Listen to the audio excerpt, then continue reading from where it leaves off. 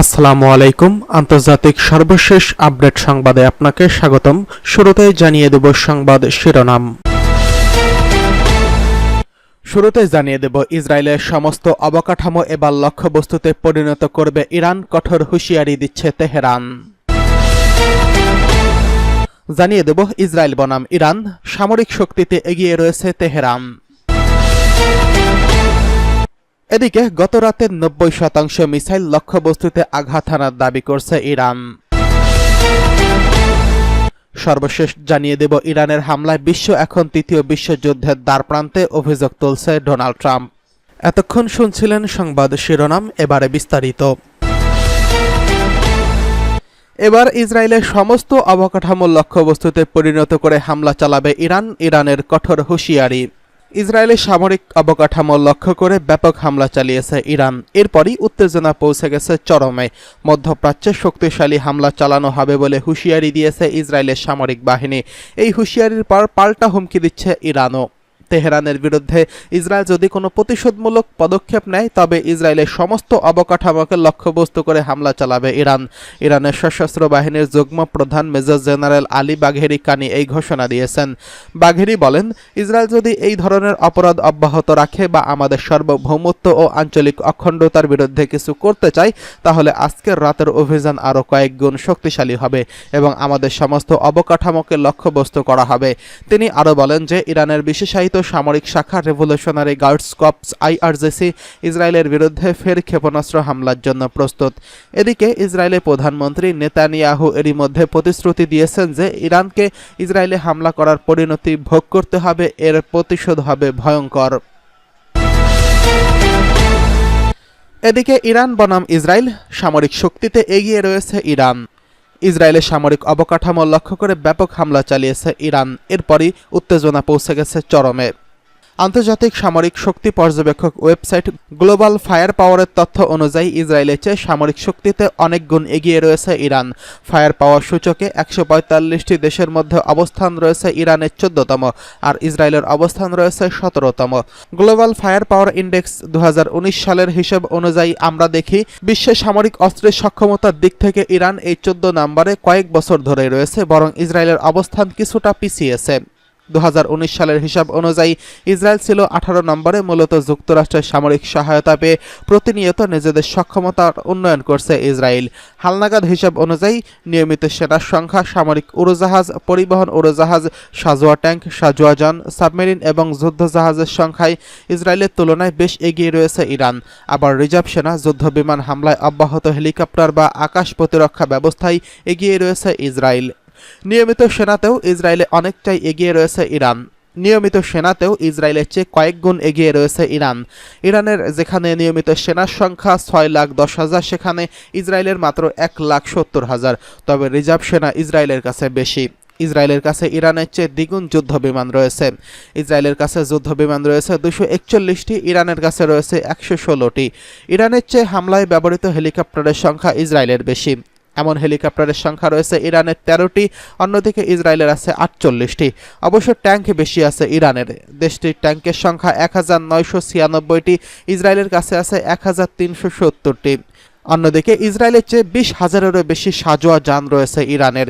এদিকে পুরো মধ্যপ্রাচ্যে ইরানকে সমীহ করা হয় মূলত অস্ত্রের কারণে, সেটি হলো ক্ষেপণাস্ত্র। নিজেদের সামর্থ্যেরই এমন সব ক্ষেপণাস্ত্র তৈরি করে ফেলেছে ইরান, যেগুলোর কারণে ইসরায়েল সহ অন্যান্য বিরোধী রাষ্ট্রগুলো ইরানকে ভয় না পাওয়ার কোনো কারণ নেই। যুদ্ধবিমানের সংখ্যা কম থাকায় আকাশপথে শত্রুকে লণ্ডভণ্ড করা ইরানের পক্ষে কঠিন। উপরে ইসরায়েল এবং ইরানের যুদ্ধবিমানের সংখ্যা দেখলেও এটা সহজে বোঝা যায় যে পরিকল্পিতভাবেই ক্ষেপণাস্ত্র ব্যবস্থা শক্তিশালী করায় মনোযোগ দিয়েছে ইরান। দেশটির অন্যতম বিরোধী শক্তি হল যুক্তরাষ্ট্র। সেই মার্কিন প্রতিরক্ষা বিভাগের দেওয়া তথ্যই বলছে মধ্যপ্রাচ্যে ক্ষেপণাস্ত্রের সবচেয়ে বড় মজুদ রয়েছে ইরানের কাছে। যুক্তরাষ্ট্রের ন্যাশনাল ইন্টেলিজেন্সের পরিচালক অফিস বলছে মধ্যপ্রাচ্যের সবচেয়ে বেশি ব্যালিস্টিক মিসাইল আছে কেবলমাত্র ইরানেরই। ইরানের এইসব মিসাইল বিক্ষিপ্তভাবে ধ্বংসযজ্ঞ চালাতে সক্ষম। এটা অনেকটা আমেরিকার স্টাইলে ব্রাশ ফায়ার করার মতো বিষয়। সবচেয়ে গুরুত্বপূর্ণ বিষয় হলো ইসরায়েল, সৌদি আরব, পারস্য অঞ্চলের বেশিরভাগ দেশ ইরানের ক্ষেপণাস্ত্রের আওতায় আছে। ফলে শত্রুপক্ষের ক্ষয়ক্ষতি সাধন ক্ষমতা ইরানেরই ভালো আছে, আর এটাই বিরোধী পক্ষের কপালে দুশ্চিন্তার ভাঁজ ফেলতে যথেষ্ট। 90% মিসাইল লক্ষ্যবস্তুতে আঘাত হানার দাবি করছে ইরান। লেবাননে সম্প্রতি মিত্র প্রতিরোধ যোদ্ধাদের প্রধান হাসান নাসরুল্লাহকে হত্যা করে ইসরায়েল। ওই হামলার প্রতিক্রিয়ায় প্রতিশোধ নেওয়ার হুঙ্কার দিয়েছিল ইরানের সর্বোচ্চ নেতা আয়াতুল্লাহ আলী খামেনি। রাতে ইসরায়েলের অভূতপূর্ব মিসাইল হামলা চালিয়ে নিজেদের কথার প্রমাণ দিয়েছে তেহরান। কিছু বুঝে ওঠার আগেই চালানো এই হামলায় নিজেদের সাফল্য দাবি করছে ইরানের ইসলামী বিপ্লবী গার্ড বাহিনী। তারা বলছেন 90% মিসাইল নির্দিষ্ট লক্ষ্যবস্তুতে আঘাত হেনেছে। বাহিনীটির বরাতে ইরানের রাষ্ট্রীয় প্রচার মাধ্যম জানায়, ইসরায়েলের বিমান ঘাঁটি, রাডার, অবকাঠামো মিসাইল হামলার লক্ষ্যবস্তু হয়েছিল। এছাড়া ইরানের প্রক্সি যোদ্ধাদের, অবকাঠামো ও কমান্ডারদের হত্যার পরিকল্পনার সঙ্গে যারা জড়িত ছিল তাদেরও টার্গেট করা হয়। ইরানের এই হামলার কঠোর জবাব দেওয়ার হুমকি দিয়েছে যুক্তরাষ্ট্র। দেশটির জাতীয় নিরাপত্তার উপদেষ্টা জ্যাক সুলিভান জানিয়েছেন, ইসরায়েলের আলোচনার সঙ্গে উপযুক্ত সময় জবাব দেবে তারা। ইরান ক্ষেপণাস্ত্র হামলা করে একটি বড় ভুল করছে এবং এর মাসুল দিতে হবে ইরানকে। ইরানের হামলায় বিশ্ব এখন তৃতীয় বিশ্বযুদ্ধের দ্বারপ্রান্তে, অভিযোগ তুলছে ডোনাল্ড ট্রাম্প। যুদ্ধ বিগ্রহে বিশ্ব বর্তমানে এক অস্থিতিশীল মুহূর্ত পার করছে। এরই মধ্যে নতুন উত্তেজনা ছড়িয়ে পড়েছে মধ্যপ্রাচ্য ঘিরে।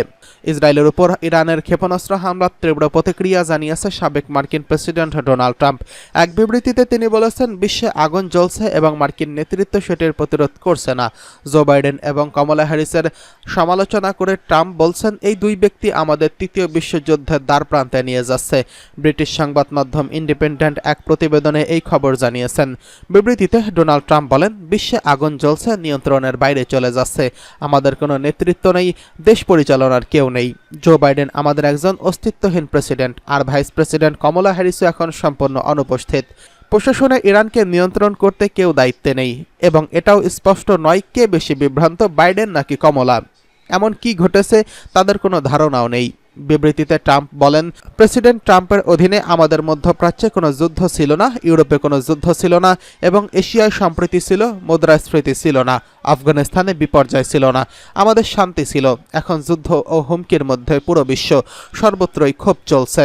দেশ পরিচালনাকারী দুই অযোগ্য ব্যক্তি আমাদের তৃতীয় বিশ্বযুদ্ধের দ্বারপ্রান্তে নিয়ে যাচ্ছেন।